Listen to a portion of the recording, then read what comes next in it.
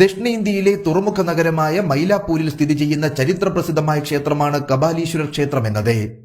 7-ാം നൂറ്റാണ്ടിൽ പണികഴിപ്പിച്ച ഈ ക്ഷേത്രം പാർവതിക്ക് മുന്നിൽ മയിലിന്റെ രൂപത്തിൽ പ്രത്യക്ഷപ്പെട്ട ശിവനായി സമർപ്പിക്കപ്പെട്ടിരിക്കുന്നു.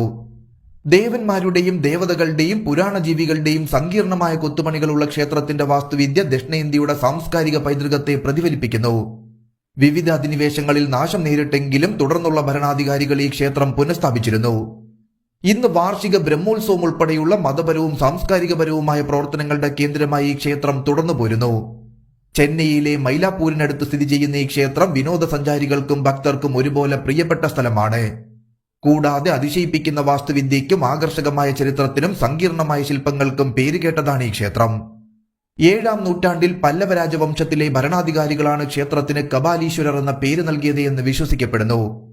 ദ്രാവിഡ വിജയനഗര വാസ്തുവിദ്യാ ശൈലികൾ ഉൾക്കൊള്ളിച്ചാണ് ക്ഷേത്രത്തിന്റെ നിർമ്മാണം പൂർത്തിയാക്കിയിരിക്കുന്നത്. 1.5 ഏക്കർ വിസ്തൃതിയിലുള്ള വിശാലമായ ക്ഷേത്ര സമുച്ചയത്തിൽ നിരവധി മണ്ഡപങ്ങൾ, ഗോപുരങ്ങൾ, ആരാധനാലയങ്ങൾ എന്നിവ നമുക്ക് കാണാൻ സാധിക്കും. ക്ഷേത്രത്തിന്റെ ഹൃദയഭാഗത്ത് ശിവൻ തന്റെ അവതാരമായ കപാലീശ്വരനായി നിലകൊള്ളുന്നു. സ്വർണം പൂശിയ ഗോപുരത്തിനടിയിൽ മറഞ്ഞിരിക്കുന്ന ശ്രീകോവിൽ ഒരു ശിവലിംഗം നമുക്ക് കാണാൻ സാധിക്കും. കൂടാതെ മറ്റ് ആരാധനാലയങ്ങൾ മുരുകൻ, ദേവി കർപ്പഗമ്പാൾ, മറ്റ് ദേവതകൾ എന്നിവയ്ക്കായി സമർപ്പിക്കപ്പെട്ടിരിക്കുന്നു. കപാലീശ്വര ക്ഷേത്രത്തിന്റെ ചരിത്രപരമായ പ്രാധാന്യം പുരാതന തുറമുഖ നഗരമായ മൈലാപ്പൂരുമായി ബന്ധപ്പെട്ടിരിക്കുന്നു. 7-ാം നൂറ്റാണ്ടിൽ പല്ലവ ഭരണാധികാരികൾ സ്ഥാപിച്ച ഈ ക്ഷേത്രം പിന്നീട് 9-ാം നൂറ്റാണ്ട് മുതൽ 13-ാം നൂറ്റാണ്ട് വരെ ഈ പ്രദേശം ഭരിച്ചിരുന്ന ചോളരുടെ സ്വാധീനത്തിന് സാക്ഷ്യം വഹിച്ചു. ക്ഷേത്രത്തിലെ വാസ്തുവിദ്യാ വിസ്മയവും സങ്കീർണമായ അലങ്കാരങ്ങളും ദക്ഷിണേന്ത്യയുടെ സാംസ്കാരിക പൈതൃകത്തെ പ്രതിഫലിപ്പിക്കുന്നു. ഹൈന്ദവ പുരാണങ്ങളിൽ നിന്നുള്ള ദൃശ്യങ്ങൾ ചിത്രീകരിക്കുന്ന ദേവന്മാരുടെയും ദേവതകളുടെയും പുരാണജീവികളുടെയും അതിമനോഹരമായ കൊത്തുപണികൾ ഈ ക്ഷേത്രത്തിൽ പ്രദർശിപ്പിക്കുന്നു. 14-ാം നൂറ്റാണ്ടിൽ മുസ്ലിം ഭരണാധികാരി മാലിക് കഫൂറും പിന്നീട് 17-ാം നൂറ്റാണ്ടിൽ പോർച്ചുഗീസുകാരും നശിപ്പിച്ചതുൾപ്പെടെ നിരവധി വെല്ലുവിളികളെ അതിന്റെ നീണ്ട ചരിത്രത്തിലുടനീളം ക്ഷേത്രം അഭിമുഖീകരിച്ചിട്ടുണ്ട്. എന്നിരുന്നാലും വിജയനഗരം, മറാത്ത രാജവംശങ്ങൾ എന്നിവയിൽ നിന്നുള്ള ഭരണാധികാരികൾ ക്ഷേത്രം അറ്റകുറ്റപ്പണികൾ നടത്തുകയും നവീകരിക്കുകയും ചെയ്തു.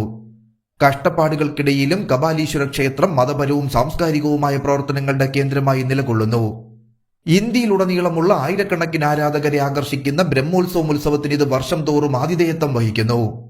ദക്ഷിണേന്ത്യയിലെ ഹിന്ദുമതത്തിന്റെ ശാശ്വതമായ സ്വാധീനത്തിന്റെ തെളിവാണ് ക്ഷേത്രത്തിലെ ഊർജ്ജസ്വലവും വർണ്ണാഭവുമായ ആഘോഷങ്ങൾ. അധിനിവേശങ്ങളും അടിച്ചമർത്താനുള്ള ശ്രമങ്ങളും ഉണ്ടായിരുന്നിട്ടും തങ്ങളുടെ വിശ്വാസങ്ങൾ ഉയർത്തിപ്പിടിച്ച ഹിന്ദു ഭക്തരുടെ അചഞ്ചലമായ വിശ്വാസത്തിന്റെ ആദരവ് കൂടിയാണ് ഈ ക്ഷേത്രത്തിന്റെ അതിജീവനം. ആരാധനാലയം എന്നതിലുപരി കപാലീശ്വര ക്ഷേത്രത്തിന് മറ്റു ചില പ്രാധാന്യങ്ങളുമുണ്ട്. ഇത് ദക്ഷിണേന്ത്യയുടെ സമ്പന്നമായ സാംസ്കാരിക പൈതൃകത്തിന്റെ പ്രതീകമാണ്.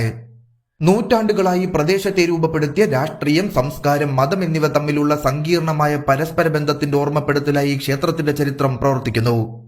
ക്ഷേത്രത്തിന്റെ മനോഹരമായ രൂപകൽപ്പന, സങ്കീർണമായ ശില്പങ്ങൾ, വിപുലമായ ചരിത്ര പശ്ചാത്തലം എന്നിവ വിനോദസഞ്ചാരികൾക്കും വിശ്വാസികൾക്കും ഒരു ഇഷ്ടപ്പെട്ട ആകർഷണമാക്കി മാറ്റുന്നു.